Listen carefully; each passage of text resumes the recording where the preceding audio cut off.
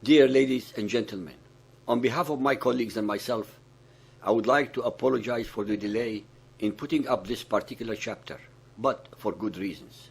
As we had mentioned before, we have every intention of addressing any and all events that are the result of Muhammadan Islam's actions, sayings, deeds, or thoughts anywhere on the face of our planet. One of the most persistent comments made against us by the followers of Muhammad and their supporters has been and is the subject of the Jews.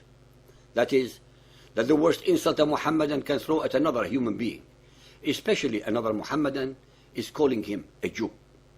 Any time they want to vent their frustrations on someone, they accuse their victim of being a Jew or a Zionist, even if they are Christian, Hindus, or other sects of Muhammadan Islam and have absolutely nothing to do with the Jews or Israel. One should wonder as to why do the followers of Muhammad, almost 1,400 million or more, the absolute majority of whom have never met a Jew or an Israeli in their life, hate Jews so intensely. We have been researching this phenomenon in the last few weeks so that we can address this volatile subject in as enlightened and fair a manner as possible. Since we were anyway intending to address issues such as India, Kashmir, Pakistan, Sudan, Africans, Darfur, Arabs, Palestine, Israel, Arab refugees vis-à-vis the refugees of other nationalities, human rights in Muhammadan Ummah, freedoms of speech, religion, etc., etc., we have decided that the first of these current affairs should be the paramount subject of Arabs, Palestine, Israel, and the Jews. Please be aware that this chapter will be the last we shall put up for at least another month before we start again, because we have to attend to publishing Volume 2 of Lifting the Veil of chapters 101 to 200, including an introduction, a glossary, and more. Now I shall address our subject. Using their petrodollar wealth as clout, Muhammadan Muslim governments are doing their utmost to silence any and all disparagement of, comments on, or analysis of Muhammad and his cult belief system.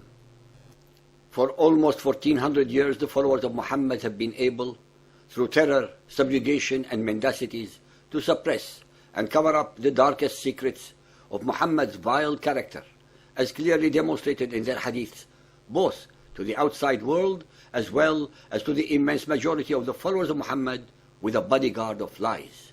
Yes, a bodyguard of lies so dense that they have been able to get away with their deception for the last 1400 years. But not anymore. The reason for their current urgency is obvious: the Internet.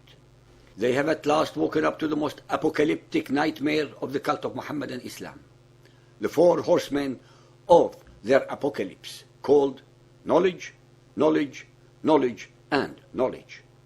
Since 9/11 especially, the very Internet that the Muhammadan terrorists are using as an effective venue for their propaganda and the dissemination of information on how to commit atrocities against the kuffar civilians, that is, us, all over the world, is also the same that has become the best source for educating all of humanity, of so-called believers and unbelievers, about the facts and reality of the degenerate and demonic cult of Muhammad, his Quran, and his Sunnah. A chapter that will compare and contrast two belief systems and their adherents, which will most assuredly surprise many of you by its revelations.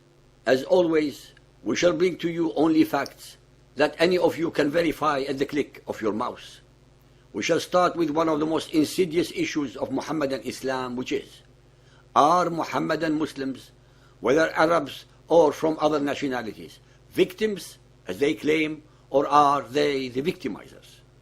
Our Western media, both on television and in print, are filled with Muhammadan Muslims complaining about how they are victims of discrimination in the world's democracies. We are told ad nauseum that they, the Muslims, are angry. Muhammadans never cease from being angry. Angry at how Christians, Hindus, Jews, or others are allegedly mistreating their fellow Muhammadan Muslims somewhere on the face of our planet. Muhammadans, after all, consider themselves as one nation, of a belief system called the Ummah, while all other human beings on earth, 80% of humanity, are considered the enemies of Muhammadan Islam, the enemies of this ummah. Enemies of Muhammadan Islam? Why so?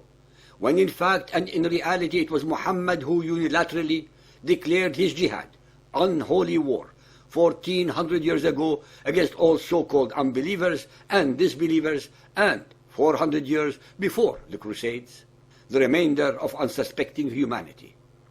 The Muhammadans are always angry, invariably demonstrating their rage with hate-filled and contorted grimacing faces, screaming and inveighing against all unbelievers while holding their peace-loving Quran in one hand and guns, rocket launchers and daggers in the other, shouting their terror mantra, Allahu Akbar. The same Allahu Akbar that was yelled by Muhammad and his murderous thugs while attacking their unsuspecting victims in ambush in the Arabian Peninsula 1400 years ago, starting first with a sea of blood against the pagan Arabs, Judaized Arabs, and Christian Arabs. As we have mentioned on so many occasions before, Muhammadan Islam and its indoctrinated followers are set in stone in the time warp of Muhammad's 7th century Arabia. They cannot transform. Are their claims real? Are these claims based on fact? How many Muhammadans, we ask, are genuinely afraid of the threat of retaliation or aggression against them in our democracies when in fact and in reality they flaunt their Arab dresses, their hijab and niqab in our faces in every single country in the West with total impunity?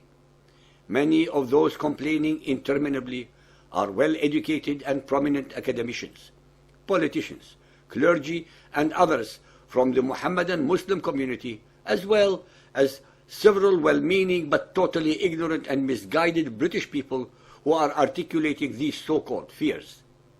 We have therefore decided to explore this issue as comprehensively as possible on a once-and-for-all basis, leaving very few stones unturned.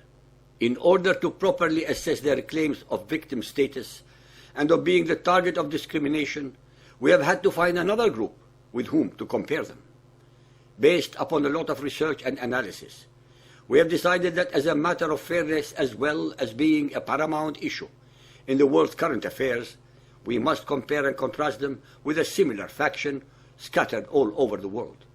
Therefore, we have concluded that the only country and people that can be used as a benchmark for a comparative study are Israel and the Jewish diaspora. Since if we can prove our case using a small sample entity of people, our case will automatically be true for bigger entities such as Chinese, Americans, Indians, and Europeans.